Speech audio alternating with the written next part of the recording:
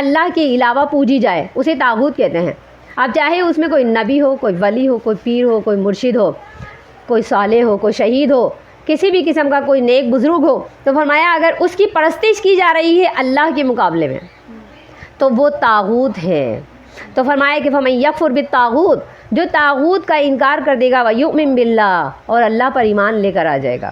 فقد استمسک بالعروۃ الوثقی، تو اس نے مضبوط کڑے کو تھام لیا، یعنی اس نے اللہ کی رسی کو مضبوطی سے پکڑ لیا، یعنی اس نے اللہ اور نبی صلی اللہ علیہ وسلم کے قوانین پر عمل پیرا ہو کر کے زندگی گزاری. فرمایا کہ فقد استمسک بالعروۃ الوثقی لا انفصام لها، اور یہ مضبوط کڑا اس طرح ہے اگر کسی نے تھام لیا تو یہ کڑا کبھی ٹوٹے گا نہیں انشاءاللہ. اور اس کا ٹوٹنا کس طرح ہے کہ انسان کی اپنی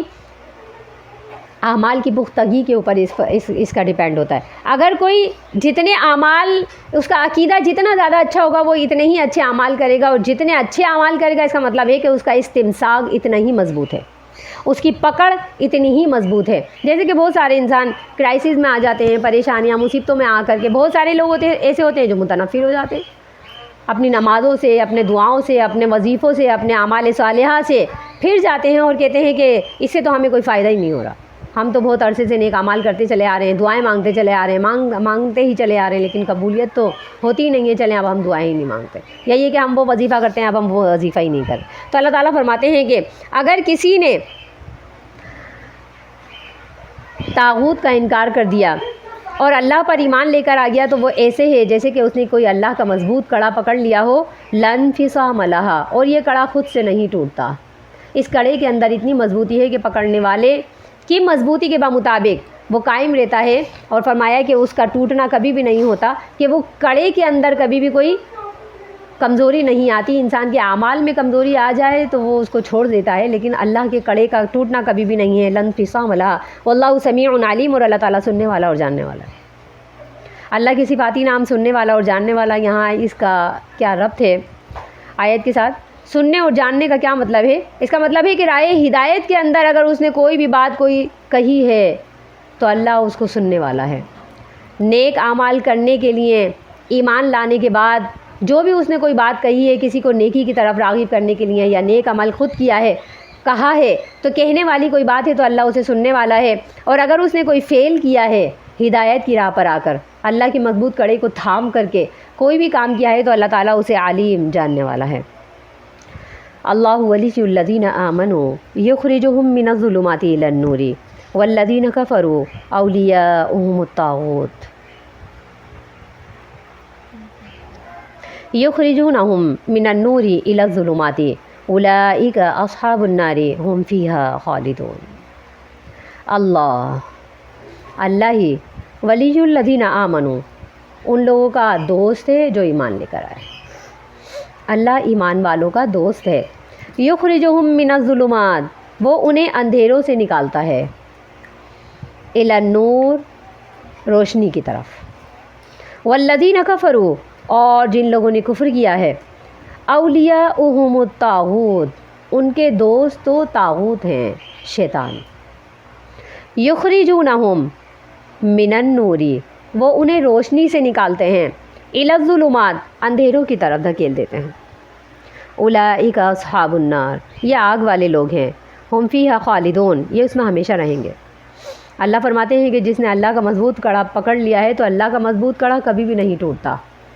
اللہ سے جس نے رابطہ کرنے کی کوشش کی تو اللہ کا رابطہ اس سے کبھی بھی نہیں ختم ہوگا، کبھی بھی یہ رابطہ منقطع نہیں ہوتا. لیکن اللہ فرماتے ہیں کہ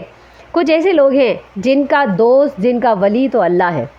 اور کچھ ایسے لوگ ہیں جن کا ولی، جن کے دوست وہ شیطان ہیں. اللہ فرماتے ہیں اللہ ولی الذین آمنوا، اللہ ان کا دوست ہے جو ایمان لے کر آتے ہیں. اور یہ دوستی کس طرح قائم رہتی ہے کہ یخرجہم من الظلمات الی النور، اللہ اپنے دوستوں کو اندھیروں سے نکال کر کے روشنی کی طرف لے کر آتے ہیں. تو یہ جو دوستی ہوتی ہے، اللہ کی دوستی دیکھیں، اللہ کی دوستی یہ ہے کہ اللہ جب کسی کا دوست بن جاتا ہے تو اللہ اسے اندھیرے سے نکال کر کے روشنی کی طرف لے آتا ہے. اندھیرے سے کیا مراد ہے؟ اندھیرے سے مراد ہے ضلالت، گمراہی. اور اجالے سے کیا مراد ہے؟ اجالے سے مراد ہے ہدایت، نیکی. اللہ تعالیٰ اپنے دوستوں کو گمراہی کے راستوں سے نکال کر کے ہدایت کے راستے کی طرف لے کر آتے ہیں، کیونکہ اللہ تعالیٰ نے جب دوستی کا وعدہ کیا ہے تو اس کا مطلب ہے کہ دوست کا بھلا چاہتا ہے، دوست کے لیے برا نہیں چاہتا، اسے برائی سے نکالتا ہے۔ تو ہمارے ہاں جو دوستیاں کی جاتی ہیں، کیا وہ اس پیمانے پر کی جاتی ہیں کہ دوست کا بھلا کرے؟ تو دوست کا بھلا اگر کرتا ہے تو کیا کرتا ہے، وہ اسے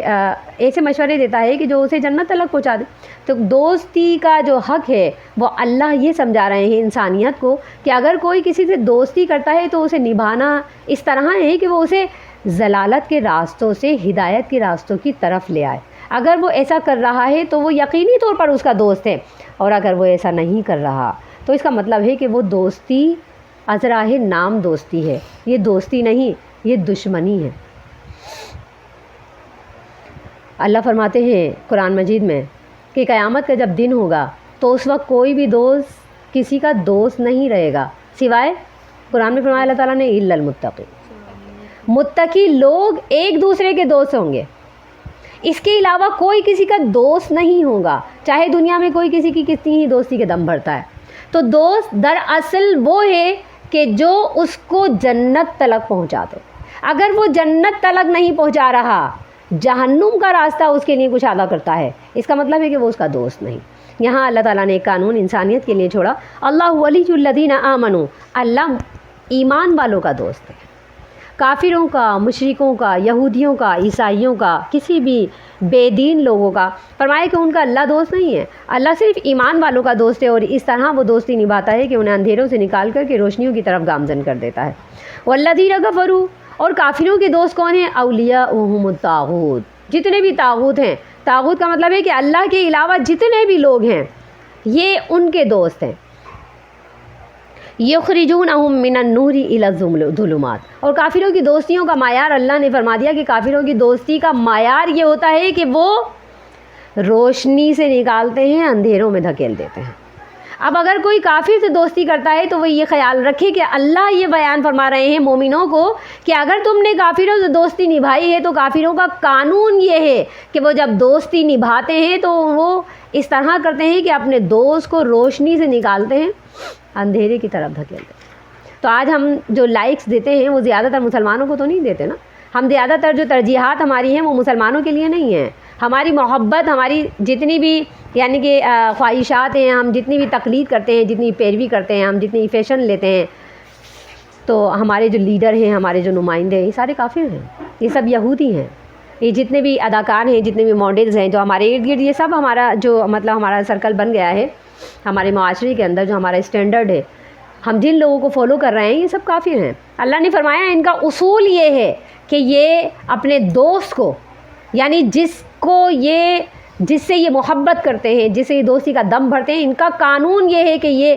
اجالے سے نکال کر کے اندھیرے میں دھکیلتے ہیں، یہ جنت سے نکال کر کے جہنم میں ڈال دیتے ہیں۔ تو ایسی دوستیوں سے پناہ مانگیے، ایسی دوستیاں کرنے سے گریز کیجیے۔ اللہ فرماتے ہیں والذین کفروا اولیاؤہم الطاغوت یخرجونہم من النور الی الظلمات اولئک اصحاب النار، فرمایا یہ سارے کے سارے آگ والے لوگ ہیں۔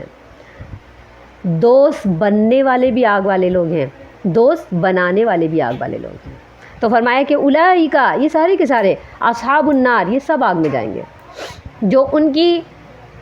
دوستی نبھا رہے ہیں وہ بھی، اور جو ان کے دوست بن رہے ہیں وہ بھی، ہم فیہا خالدون، نہ صرف یہ کہ آگ میں جائیں گے بلکہ اس میں ہمیشہ رہیں گے۔ اللہم لا تجعلنا منہم۔ الم تر الی الذی حاج ابراہیم فی ربہ ان آتاہ اللہ الملک اذ قال ابراہیم رب الذی یحیی و یمیت قال انا احیی و امیت قال ابراہیم فإن اللہ یأتی بالشمس من المشرق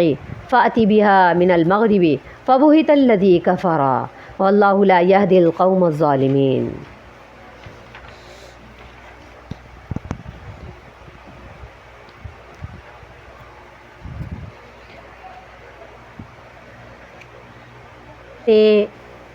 پیچھے آیت میں یہ فرمایا کہ اللہ ولی الذین آمنوا، ایمان والے جو لوگ ہیں اللہ نے فرمایا کہ ان کا ولی اللہ ہوتا ہے۔ پھر اس کے بعد اللہ تعالیٰ نے فرمایا کہ الم تر الی الذی حاج ابراہیم فی ربہ،